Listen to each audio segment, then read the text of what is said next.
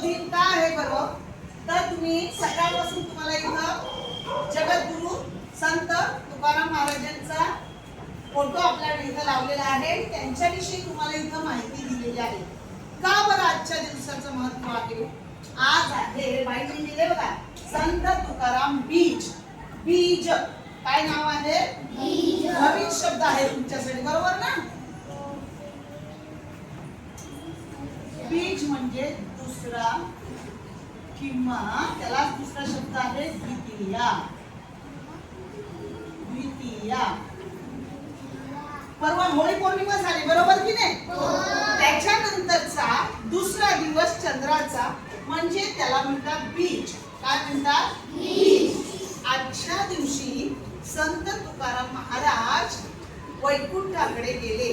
देवाघरी चालत गेले. म्हणजे आतापर्यंत आपण ऐकलं असेल की माणूस मरून जातो, बरोबर? पण संत ज्ञानेश्वर यांनी जिवंत समाधी घेतली आणि संत तुकाराम जे आहेत असं म्हणतात की त्यांच्यासाठी देवाने विमान पाठवलं होतं आणि ते सदेह म्हणजे स्वतःहून असे देवाकडे गेलेले आहे. आणि तो आजचा दिवस म्हणून आज तुकाराम बीज साजरी केली जाते. तुकाराम महाराजांचं जन्मगाव कोणतं सांगितलं तुम्हाला? देहू. कोणतं आहे? हे जे गाव आहे ह्या गावी आज तर खूप मोठा उत्सव आहे. आणि ह्या तुकाराम महाराजांनी आपल्या महाराष्ट्रामध्ये तुम्हाला माहिती आहे खूप सारे संत होऊन गेले. संत तुकारामदेव, पसायदान जे तुम्ही बोलता ते कोणी लिहिले? संत ज्ञानेश्वरांनी, संत जनाबाई, संत अशा ह्या सर्व लोकांनी त्या काळातील लोकांना खूप साऱ्या चांगल्या प्रकारे मदत केली, चांगले विचार लोकांपर्यंत पोहोचवलेले आहेत.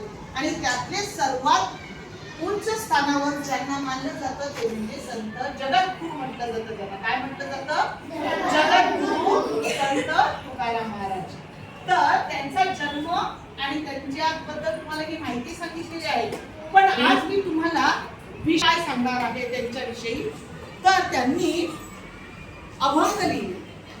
अभंग लिहिताना त्यांनी जे हळू एक एक करत जे लेखन करत गेले तर त्यांनी जे लिहिलेले ग्रंथ अभंग आहेत त्याचे एक पुस्तक तयार झालं आणि त्याला नाव होतं तुकारामाची गाथा. काय म्हटलं जातं त्याला?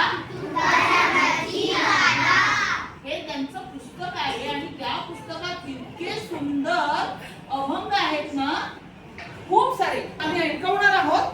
पण त्याच्या अगोदर आणि ते तुम्ही ऐकलेले पण आहेत, ते तुम्हाला जेव्हा ऐकू तेव्हा तुम्ही अरे हा हे तर संत तुकाराम महाराजांचं आहे असं तुम्ही म्हणाल. असे काही अभंग आपण रोज नेहमी ऐकत असतो. पण मला जो आवड आपल्यासाठी जो महत्वाचा आहे तो त्यांचा जो अभंग आहे तो आज आपण इथं पाहणार आहोत, बोलणार आहोत आणि त्याच्या थोडक्यात मी अर्थ सांगणार आहे. तर त्याच्या अगोदरचे हे मी शेवटच्या 4 ओळी लिहिल्यात, पण त्याच्या अगोदरच्या ज्या 4 ओळी आहेत त्या आज आपण बोलणार आहोत. तुम्ही सर्वांनी हात जोडायचे आणि माझ्या पाठीमागून बोलायचे, बरोबर? बोलणार ना सर्वजण?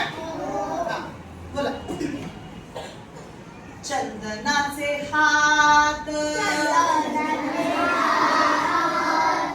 पायही चंदन परिसा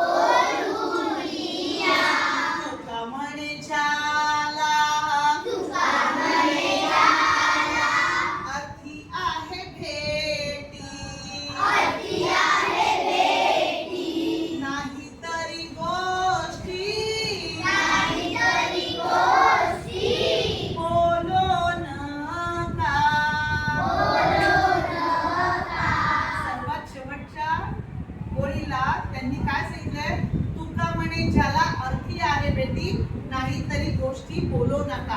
तुम्ही बोलता ना, आम्ही तुम्हाला सांगतो ना, हे काय नुसती बडबड बडबड लावली आहे, काहीतरी चांगलं गप्पा गोष्टी करायला सांगतो की नाही.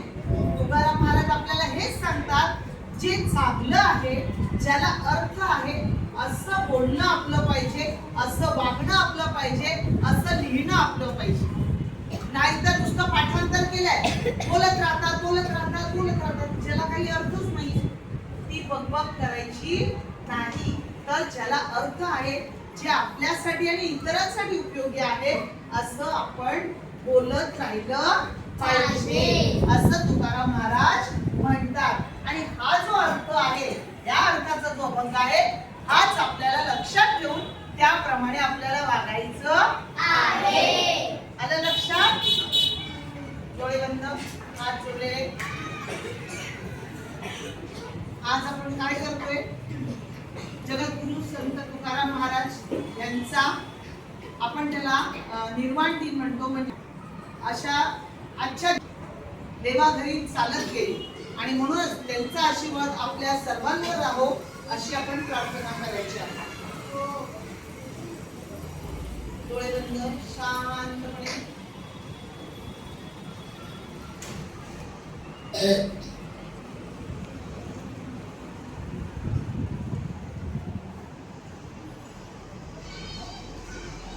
हातावर हात घासायचे, डोळ्यावरून फिरवायचे